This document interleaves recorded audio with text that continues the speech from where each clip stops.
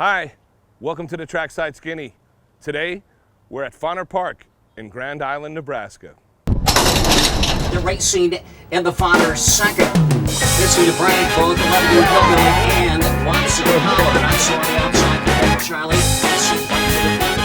Company 5 of those cars. Win Charlie backing up second, but down inside. Traffic problems. This is the Giant Baby. Also Aslan fighting for.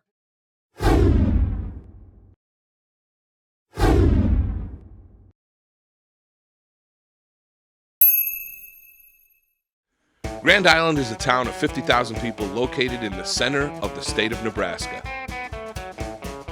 Here you'll find Fonner Park, a multi-purpose facility located on the grounds of the Nebraska State Fair, which hosts events like arena football, bull riding, antique, home, and ag expos. It also has restaurants, lounges, a Keno casino, and 7-day-a-week simulcast thoroughbred horse racing. The heart of Fonner Park is a live race meet with a 1,200 horse capacity that takes place from mid-February to early May.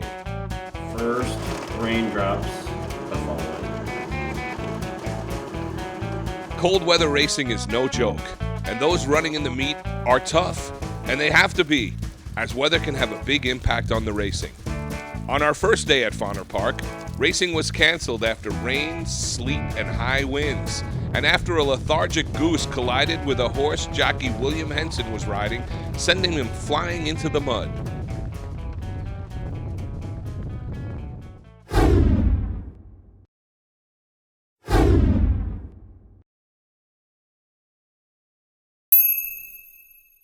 After witnessing all this crazy winter racing weather, we thought we'd better talk to the track's maintenance people. Okay, we're here. I've been standing outside for 10 minutes pounding on the door. These guys didn't want to let me in because they're a little camera shy. But we know none of the racing is going to happen without the track being in the optimal condition. And this is Rick Danberg. You take care of the track here, don't you? Yes, I try to anyway. Well, do the best I can. Today there's a chance of a good chance of rain. And I understand the track is closed this morning for workouts. Yes, it's closed. We usually just try and keep it closed on race days if it's raining. It was raining, now it's not. Typical weather around here, you never get what they say you're going to get. Besides rain, snow, what are some of the other things you have to deal with when it comes to the track? This year our main problem has been lack of moisture. And then just like today, every day when we get a windy day, the wind blows 45 miles an hour. It's just been hard to keep it wet. You get to a certain temperature, I mean, if you're working it during the day, it won't freeze on you. We could probably start watering when it's about 25, 26 degrees out. Anything colder than that, just let Mother Nature take its course. What the f does sealed mean? We rolled it last night. We got a roller we pull behind the tractor, it kind of packs it. They call it sealed, but it's just pack the dirt. If it rains hard enough, it'll run off. If it don't rain hard, it soaks in and you get what you get. On a day when there's torrential rain and maybe the track is deemed unfit for horses to run on, who makes that decision?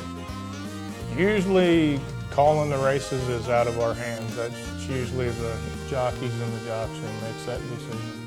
So I'm a chef and I'm into my senses. When you want to get the ground ready, do you pick it up and feel it and taste it or smell it or anything? No, dirt's dirt. We'll just harrow it up and work it. I mean, I've ate dirt before it gets splattered with mud, but no, I don't literally eat it. There's a lot of stuff in there you probably wouldn't find very appealing. I noticed they don't have a guy like in the circus running around with a bucket. If a horse takes a dump on the track, you don't worry about that, you just harrow it in. But without you guys, this couldn't go on, and we want to commend you for doing such a great job, and we want to thank you for talking to us very much. Thank you so much. Well, thanks, this wasn't too bad.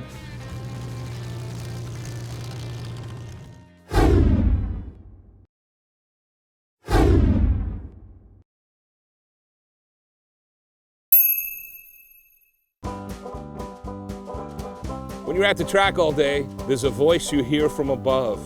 It's not always God. Sometimes it's the track announcer.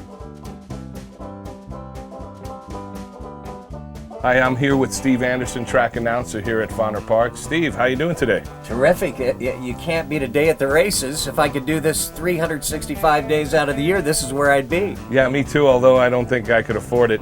But we're here, we're having a good time, and we just heard you call a race. And how did you get into race calling? By an accident. I didn't think I could do it. I responded to requests for some local celebrities to come up and do an April Fool's joke. So they brought a handful of us up here years ago. I hyperventilated, almost fell off the back of the roof, and evidently made an impression. And the local officials here remembered that, and about 11 years ago gave me a call when I turned 50. That's a ripe old age to start in this profession. Just a kid, just a kid. And the rest is history. I couldn't afford to say no, and I love it. And you guys have a winter meet. Does that present some problems up here in the Crow's Nest? Only when you're traveling across the roof. You've seen what it's like under perfect, normal, nice conditions when you have to hurdle 3 foot of snow to come up the steps and literally walk across the roof to get up to the press box. Yeah, it's an obstacle course at times, but it hasn't stopped any of us from getting here.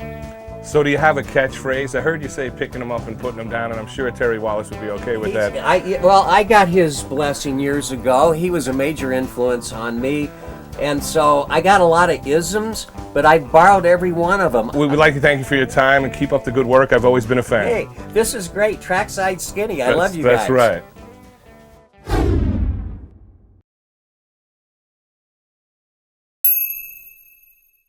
We got up real early because we wanted to go on to the backside and talk to the people who make it all happen, the trainers and jockeys. We're here with Larry Donlin, and you've been training here at Fonner for how long, Larry? I believe this is 31st year. 31st year here at Fonner. It's a beautiful place. I noticed there's a lot of horses here at Fonner. You guys kind of hole up here for the winter, or is that how it goes? Or you come and go? Well, I think we live here. I've lived here in this area since 1962, so we've been around here. But the bigger share of the people come in around the 1st of January, start getting ready for the meet. They come from about everywhere anymore. Fonner Park in particular, what are some of your best memories of Fonner Park? Oh, it's been great from the time I got started here. We've done good. We've had a lot of nice owners and a lot of nice horses, and the management here is the best in the country. We're going to talk to them soon. Yeah, Hugh Miner is. I think he gets a bad rap, and I even get mad at him once in a while when things don't go right. But if it wasn't for him, we'd be out of horse racing here in the state of Nebraska. He's kept it going. Got really good facilities here.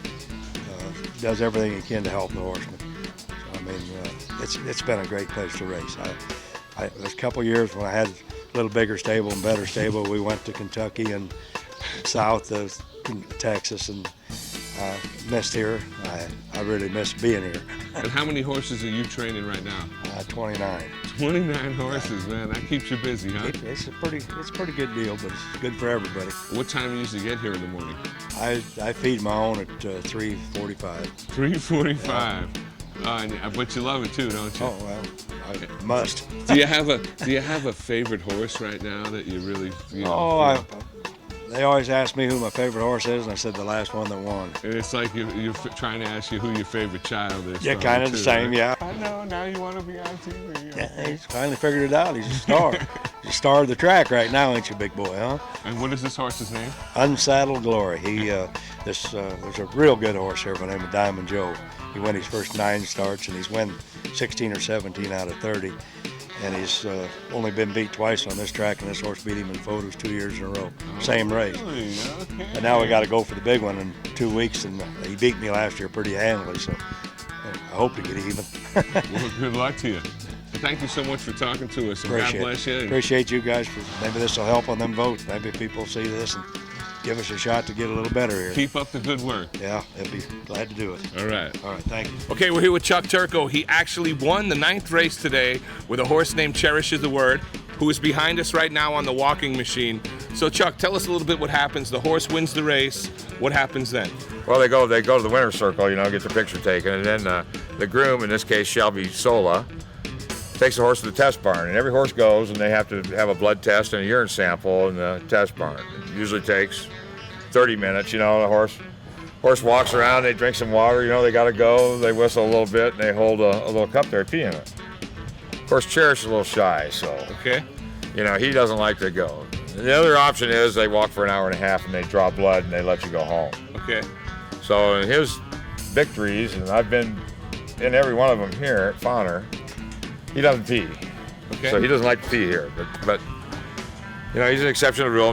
You know, 90% of them, they pee within that half hour and they go home, and it's an uneventful deal, but every horse gets tested, you know, and I mean, and you have to. It's a professional sport, Right. And there's people that have tried to take advantage of it, and we'll have none of that. So, You know, I couldn't I pee welcome earlier. it. I couldn't pee earlier in the trough inside, so I had to go in. yeah, I mean, if there's a bunch of people standing around, I'm a little shy. some yeah. guys like you get stage fright, you know. Okay, I'm here with Efren Prado, a local jockey here at Fonner. How you doing today, Efren? I'm good, a little chilly. You a little cold, yeah, for sure. But really, for Fonner Park, this isn't so bad, is it? No, it's not the same that Natural Paradise, Arizona. Yeah, is that where you're from? That's where you race? I was at there, a couple of weeks ago. Oh yeah, oh yeah. So how long you been here at Fonner? That's my first year. That's 2 weeks. And you're doing pretty good. I saw you won a couple of races yesterday. Actually, I'm pretty lucky. Horses running for me right here. I like the racetrack right here. It's little track, but you hustle the horses and put it in gear. That's right. And you actually had a winner on one of Chuck Turco's horses yesterday. Cherish is the word. I want you to know I had some money on that horse. Not enough, unfortunately, but it was nice when you guys went in the winner's circle. And you like the winner's circle, don't you? Every rider, he look for the winner's circle. That's right. So, growing up, who were your favorite jockeys that you followed? My favorite rider right now, he was Cordero. Okay. Angel Cordero. Yeah. I played golf one time, and he was in the foursome right behind us. Yeah, that's one of the amazing riders out there, and can you look one good rider and you try to do the best you can, no copy, just get the good things. Right, yes sir. Okay, well thank you very much for joining us today, Efren. You're welcome. Appreciate it. Okay. We had a chance to talk to Jake Elysiak, leading jockey this year at Fonner Park, and we asked him how did he get into race riding and when did he know he'd be able to make a career of it. You know, I grew up around horses. I mean, not so much race horses, and then I've always liked them. I always had a passion for them. My brother actually was into them first, and I just kind of followed him into it. But we have a little county fair that's about 20 minutes from our house, and I started racing horses there when I was 8 years old. So it's just, we grew up around it, something we love to do. Well, you know, I started racing for money in high school, and I'd get out of school Fridays and ride Friday, Saturday, Sunday, and come to realize, I got a lot more money than all these high school kids, and it was kind of nice, and we make decent money, we make a living at it, and it's just something you gotta love to do. That's for sure. It's every day, 7 days a week for the most part. So you gotta love it, but we also, we get paid. As long as we work hard, we get paid good. Hey Jake, what do you love about the ride? Oh, well, the favorite part is coming down the lane, if you're going to win or not, if you're in front, it doesn't matter how tired you are, no matter what's going on around you, you're just racing to that wire and have all the adrenaline in the world to get there. I understand your favorite ride took place right here at Fonner Park in the Gus Boselman Stakes. Oh, it was unbelievable. I'm telling you what, I've never in my life experienced where, in horse racing anyways, where it brought tears to my eyes. Really, I was just choked up, and it was just something special. We work hard for it all year, and it's come together. It was pretty cool. So Jake, what's the skinny on riding at Fonner? Typically here, you don't want to be on the rail. But this year, it's been so wishy-washy. Sometimes the rail's good, sometimes the outside's good. It's been really weird this year. Typically, you don't want to be on the rail here.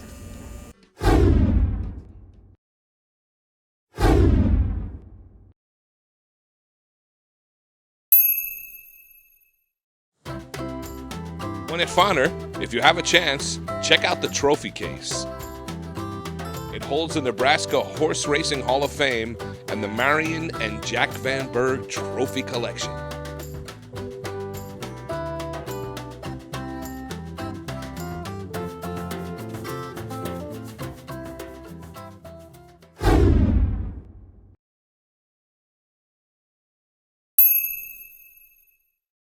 Before the rain started, Jay and I had a chance to go morel mushroom hunting in the woods around Grand Island. Morel mushroom season varies in the U.S., but typically arrive in the Midwest in the spring months. They are found in the moist areas around downed, dying, or burned ash and cottonwood trees. For more information on morels, go to thegreatmorel.com. I want to clean the mushrooms. A lot of times they have some sand. I can see some sand on there right now. So I'll cut them in half the long way, just like that, so they're open. And you know they're hollow. They're morels. If you're not sure, don't eat them. And then I have a stainless steel bowl, and I put the mushrooms in, and I shake them around. I'll just repeat this process over and over and over again until all the black sand is gone when I dump out the water. It takes a while, sometimes 10 times even. A little bit of olive oil, a tablespoon or two, a little slice of butter in the pan. And I'm gonna start to get that hot as I chop the ingredients. I got some garlic, some shallots, and some herbs. Garlic, smush it first.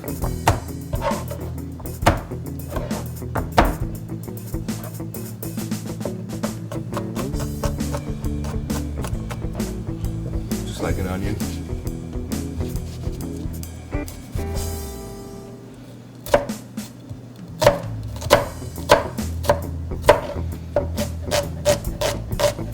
So some garlic, some shallots.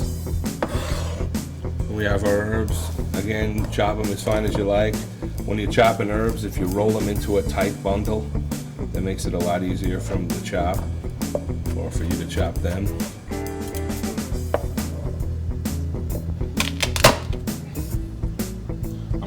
I'm cracking some fresh pepper, something I've started to do again lately. Instead of using the already ground up stuff, take some peppercorns, smash them with the knife, and then chop them up. Gives it kind of a nice peppery addition. Using the back end of the knife, put all these ingredients in the pan. Mushrooms are nice and clean and dry. I'm gonna slice them. You can use the tip of the knife and slice mushrooms a lot faster.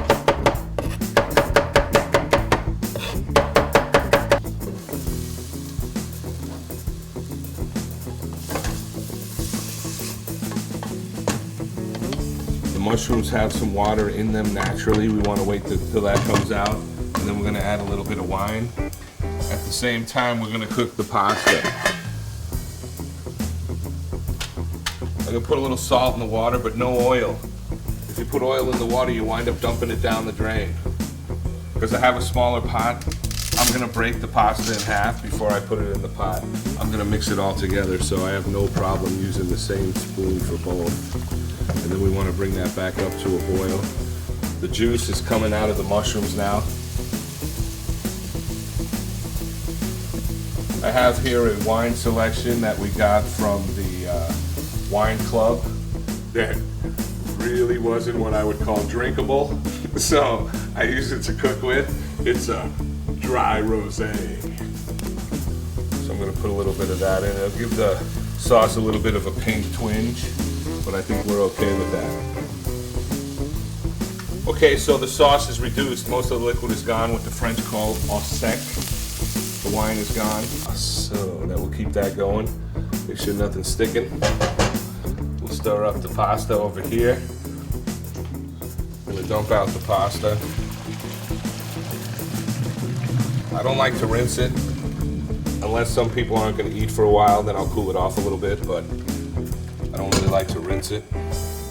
So I'm just gonna let it sit for a moment. And you can see the sauce here. I'm just letting it reduce down, and you can see it's starting to get thick right now. I'm gonna put some of that in there. And then once you start adding cheese, you wanna make sure you take the time to stir it in so it doesn't burn to the bottom. And you know, you can even add cheese after you finish reducing it down, but you can see how it's starting to have a sauce-like consistency, which is what we want. I like to add a little bit of salt and a little bit of pepper, because I'm going to put the pasta in right into this pot right here. It's a pound of pasta, a pint of cream. Looks beautiful. You can add some more cheese. You don't have to eat it today. You can cool it off. You can use any kind of pasta you like. We used fettuccine. Okay, Franny. Enjoy. Thank you.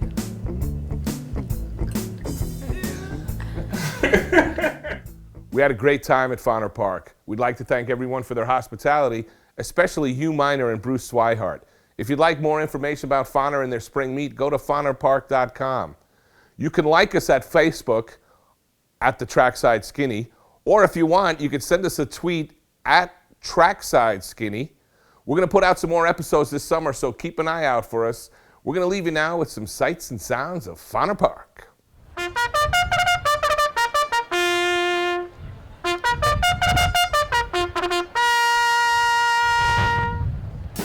gonna make money on that horse today. Yeah.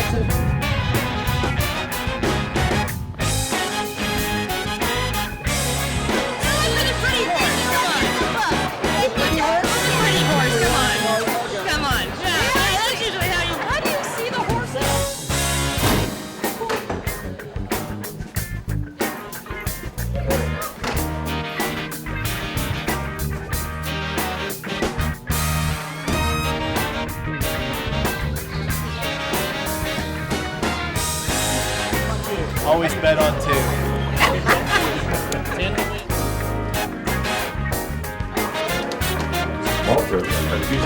Well, you know, isn't that yummy?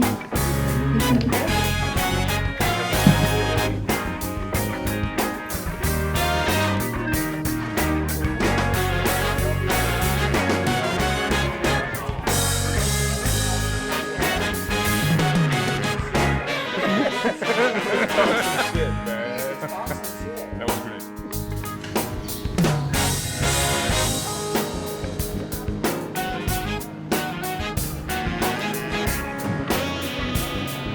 Drink beer and have fun. Win money.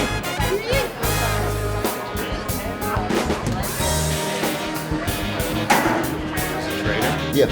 And what's her name? Sue Wyman. And she refused to be on camera. She threatened us, actually, I think. She's bashful. But you're... This first run at the speed horses, and if they do hook up early. It's a great place. As you can see today, there's probably 7,500 people out here today, so pretty popular.